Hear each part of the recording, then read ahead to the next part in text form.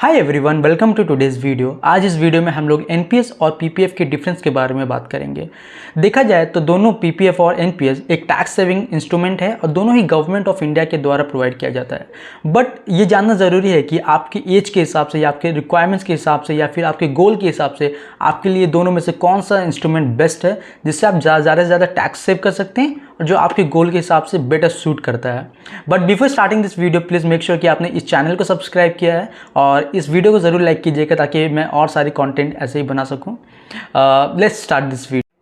दोस्तों, अगर PPF account के बारे में बात करें तो आपको एक इंडियन सिटीजन होना ज़रूरी है पीपीएफ अकाउंट खुलवाने के लिए।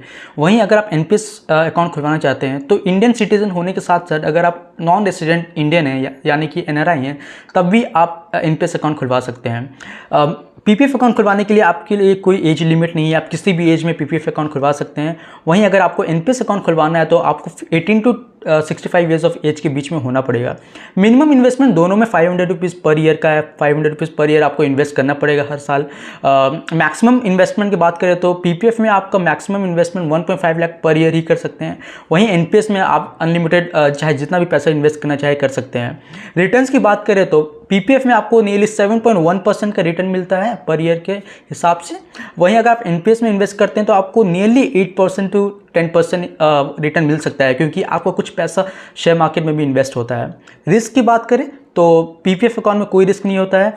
वहीं एनपीएस में थोड़ा रिस्क हो सकता है क्योंकि आपका पैसा शेयर मार्केट में भी लग रहा है, तो there are certain risk which you can face, right. But ज़्यादा रिस्क नहीं है क्योंकि आपका कुछ पैसा ही जाता है शेयर मार्केट में। लॉक इन की बात करें तो 15 साल का लॉक इन होता है पीपीएफ में, मतलब 15 साल के बाद ही आप अपना पैसा निकाल सकते हैं पीपीएफ अकाउंट में। वहीं बात करें एनपीएस के बारे में तो एनपीएस में आपको काफ़ी देर रुकना पड़ता है। जब तक आप 60 ईयर्स ऑफ एज नहीं हो जाते तब तक आपको इन्वेस्ट रहना पड़ेगा वहाँ पर, तब उसके बाद ही आप पैसा निकाल सकते हैं।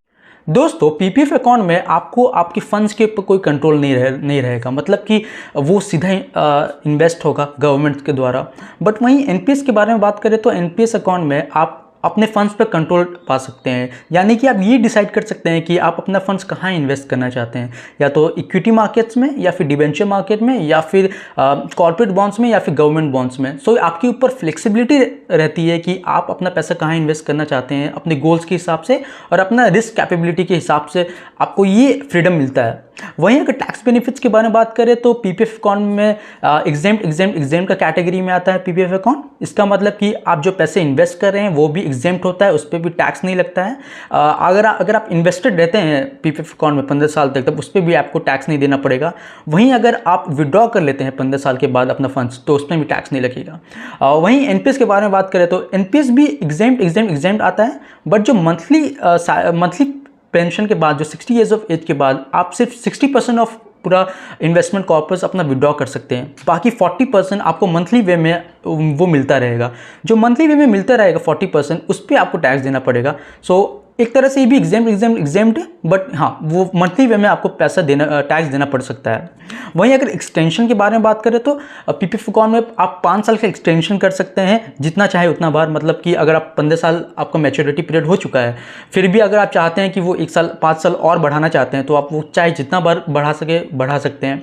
वहीं एनपीएस में आप 10 साल का एक्सटेंशन ले सकते हैं, वो भी सिर्फ एक बार, यानी कि 60 ईयर्स ऑफ एज आपको हो सकता है तो आप 70 ईयर्स ऑफ एज तक उसको एक्सटेंड कर सकते हैं। अब अगर विड्रॉल के बारे में बात करें तो पीपीएफ अकाउंट में 15 साल होने के बाद आप पूरा पैसा निकाल सकते हैं, पूरा पैसा विड्रॉ कर सकते हैं। वहीं अगर एनपीएस के बारे में बात करें तो एनपीएस से सिर्फ आप 60% ऑफ दी टोटल अमाउंट या टोटल इन्वेस्टमेंट विड्रॉ कर सकते हैं। बाकी 40% आपको मंथली वे में मिलता रहेगा। जो 40% बचा रहेगा वो आप एक साथ नहीं निकाल सकते हैं। पीपीएफ सिक्योरिटी के बारे में बात करें दोस्तों तो PPF is the most secure investment in India right now, because मान के चलिए फॉर एग्जांपल अगर आपके ऊपर कोई कोर्ट केस हो जाता है या फिर वो कोर्ट केस में आपके ऊपर बहुत सारा फाइन लग जाता है तो कोर्ट या फिर कोई भी गवर्नमेंट एजेंसीज आपके पीपीएफ अकाउंट को नहीं सीज कर सकती है, क्योंकि वो सबसे सिक्योर इन्वेस्टमेंट होता है वो, और जो पीपीएफ अकाउंट में पैसे होते हैं वो सिर्फ आपके होते हैं। वहीं अगर एनपीएस के बारे में बात करें तो NPS account is quite risky, ज़्यादा रिस्क नहीं है क्योंकि शेयर मार्केट इन्वॉल्व होता है तो थोड़ा रिस्क हो जाता है। बट जैसे जैसे आपका एज बढ़ता है, जैसे जैसे आप 60 ईयर्स के करीब आते हैं तो शेयर मार्केट में इन्वेस्टमेंट तो कम होता है। दोस्तों, अब जानते हैं कि आपको आपकी एज के हिसाब से या फिर आपके रिक्वायरमेंट्स के हिसाब से किस चीज़ में इन्वेस्ट करना सही रहेगा, एनपीएस या फिर पीपीएफ। सो इससे पहले सबसे इम्पॉर्टेंट ये है कि आप अपना एज देखें। अगर आप अपने 20s में या फिर 30s में हैं तो आपको एनपीएस में इन्वेस्ट करना सही रहेगा, क्योंकि एनपीएस में पहली बात तो रेट ऑफ रिटर्न ज़्यादा अच्छा है, 8 to 10% है, और स्टॉक मार्केट में इन्वेस्ट होता है तो आप उतना रिस्क ले सकते हैं क्योंकि आप यंग हैं।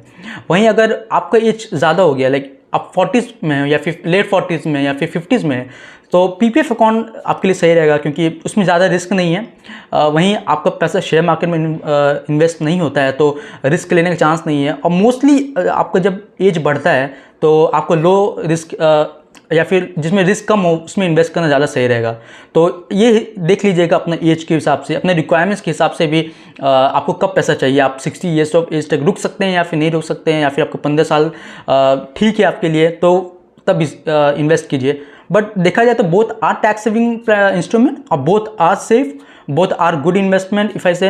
हाँ, पीपीएफ में थोड़ा रेट ऑफ रिटर्न कम होता है, बट देखा जाए तो एग्जाम कैटेगरी में आता है तो 10% या 12% मैच हो जाता है कोई भी म्यूचुअल फंड्स के हिसाब से, क्योंकि म्यूचुअल फंड्स में उतना टैक्स भी लग जाता है आपको। So that's all for today, and I hope you like this video, and do share this video to your friends और टू योर फैमिली मेम्बर्स, और लाइक कीजिएगा इस वीडियो को, सब्सक्राइब कीजिएगा इस चैनल को, so that I can make more such videos for you.